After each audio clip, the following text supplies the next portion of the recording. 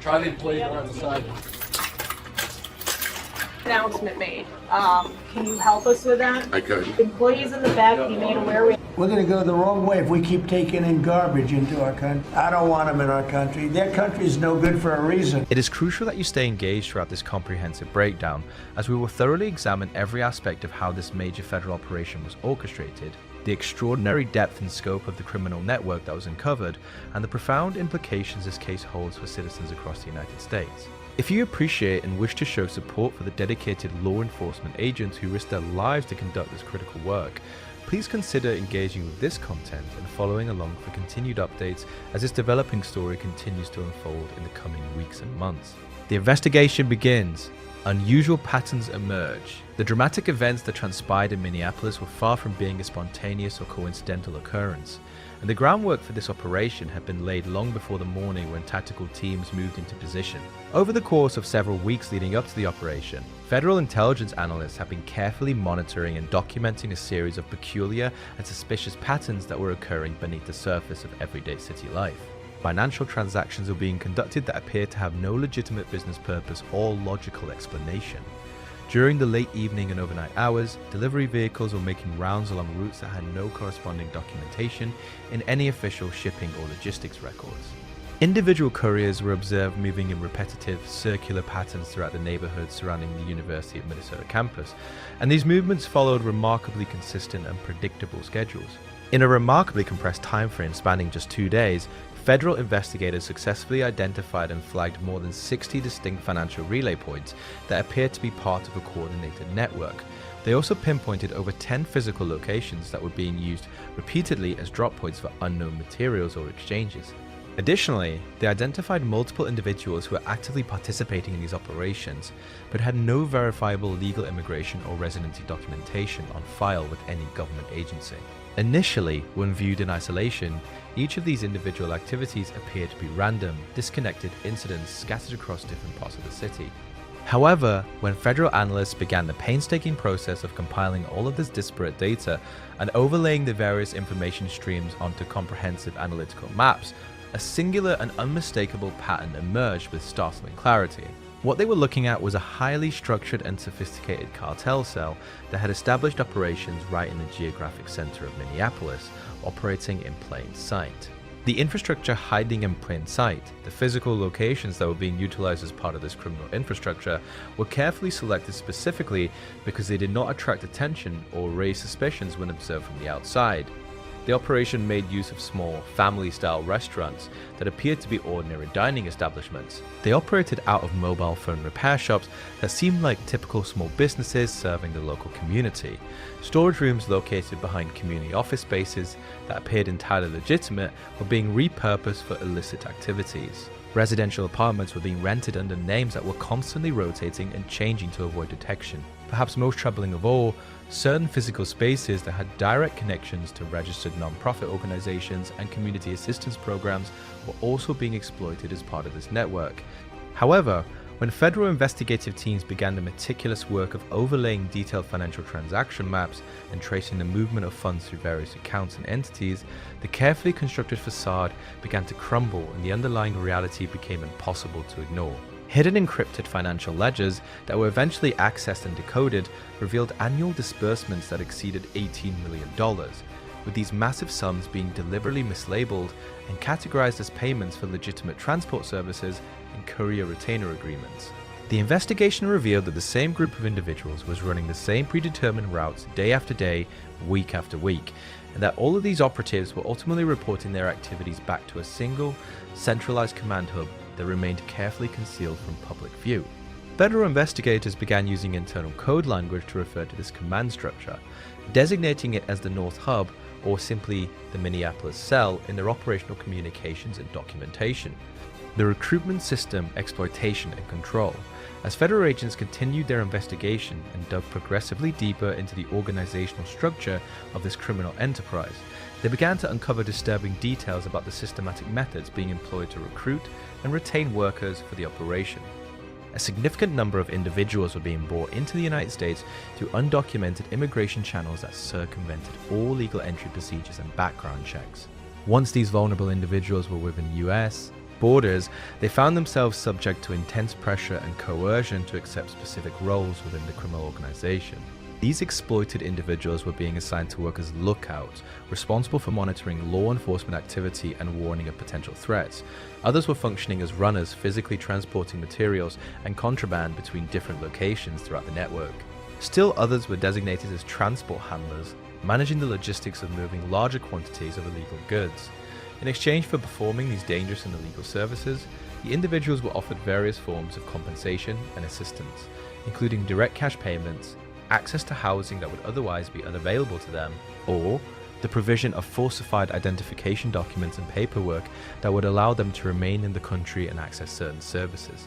The organizational structure ensured that every single participant had a clearly defined job with specific responsibilities and expectations. Everyone involved in the operation answered to someone positioned above them in the hierarchy, creating a clear chain of command. This was definitively not the chaotic, disorganized activity typically associated with street-level drug dealing. Instead, what federal investigators had uncovered was a highly organized, professionally disciplined operation that had become deeply embedded and integrated into the fabric of the city's daily life and normal commercial activities. The financial discovery following the money approximately 2 days before the coordinated raids were scheduled to commence. Financial analysts working on the investigation made a breakthrough discovery that fundamentally transformed their understanding of the operation and changed everything about how they viewed the scope of the criminal enterprise. While conducting a thorough review of pandemic-era welfare distribution programs and non-profit organization reimbursement filings that had been submitted to various government agencies, they began to notice numerical discrepancies and inconsistencies that demanded further scrutiny. Several organizations had submitted claims for meal distributions that reported numbers exceeding the total population of the neighborhoods they claimed to be serving, which was statistically impossible. One particularly egregious filing reported providing nearly 49,000 meals per day, yet the organization making this claim had no commercial-grade kitchen facilities, no documented staff members on payroll, and no physical operating facility that could be verified through inspections or site visits. When investigators examined multiple different programs and combined all the reimbursement requests that had been filed, the total disbursements ballooned to a staggering figure exceeding $720 million within a single grant cycle period. This represented an unprecedented level of potential fraud and misuse of public funds. When federal analysts began the painstaking process of following these money trails backwards through various financial institutions and tracking where funds were ultimately being directed, they made a disturbing observation. The same individual names kept appearing repeatedly across multiple shell companies that existed only on paper, consulting firms that provided no actual services, and vendor companies that had no legitimate business operations. While the official titles and organizational names would change and paperwork would be shuffled and reorganized, the underlying financial signatures and patterns of money movement remained consistent and identifiable. What investigators came to realize sent shockwaves through the entire investigative team. This situation represented far more than a simple case of benefit fraud or welfare abuse. Government assistance funds that were intended to help vulnerable communities had been systematically transformed into fuel for criminal operations. Substantial portions of the diverted taxpayer funds were being strategically rerouted and repurposed to finance various aspects of drug transport networks, including regular payments to couriers, rental fees for safe houses used to store contraband, and the costs associated with establishing and maintaining cross-state shipment routes. The financial infrastructure that was supposed to support legitimate community programs and the narcotics distribution pipeline were no longer functioning as separate, unrelated systems. They had become two integrated halves of a single sophisticated criminal machine.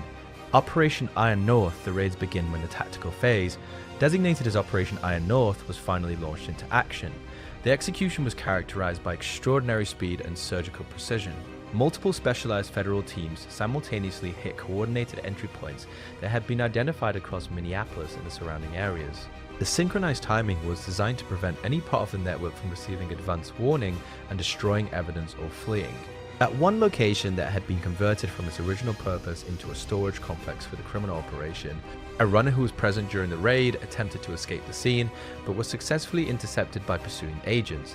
During the apprehension, a large duffel bag the suspect was carrying burst open upon impact, spilling hundreds of tightly packed pills across the ground, where they became illuminated under the harsh glare of tactical floodlights.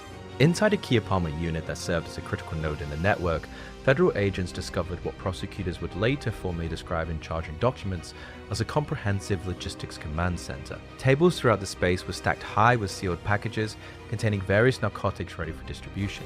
Industrial-grade pill press molds capable of manufacturing counterfeit pills were stored in multiple locations. Vacuum-sealed packages of fentanyl tablets were found in quantities capable of producing millions of doses, each one potentially lethal to an unsuspecting user. Perhaps most revealing was a large wall map that had been carefully marked to trace distribution routes extending from Minneapolis to major urban centers, including Chicago, Spokane, and Seattle. The routes were drawn across the map like arterial pathways coursing across the country, illustrating the vast geographic reach of the distribution network. The siege's unprecedented scale. The total sieges that resulted from the coordinated raids were truly massive in scale and reflected the enormous scope of the criminal operation. Federal agents confiscated nearly 860 kilograms of cocaine, representing a street value in the millions of dollars. Large quantities of fentanyl powder in various stages of processing were secured. Over $12 million in physical currency was counted and seized from various locations throughout the network. Dozens of active cryptocurrency wallets were identified and traced, many of them connected to offshore exchanges designed to obscure the origin and destination of funds. Laptop computers that were still powered on and glowing when agents entered the premises displayed real-time payment tracking systems and coded communications detailing courier stipends and payment schedules. Each person who was present in the operational unit had been assigned a clearly defined role with specific duties and responsibilities. The hierarchy included lookouts who monitored for law enforcement activity, relay drivers who transported materials between locations, and safehouse custodians who were responsible for securing and managing the properties being used for storage and operations. This was unmistakably a professional, well-organized operation with corporate-like structure and efficiency. The physical raids were executed with remarkable efficiency, lasting just over 36 minutes from initial breach to complete site security.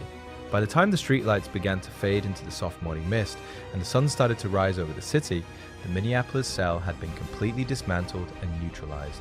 The message: this was just the beginning, however. The conclusion of the raids did not represent the end of the operation or the investigation.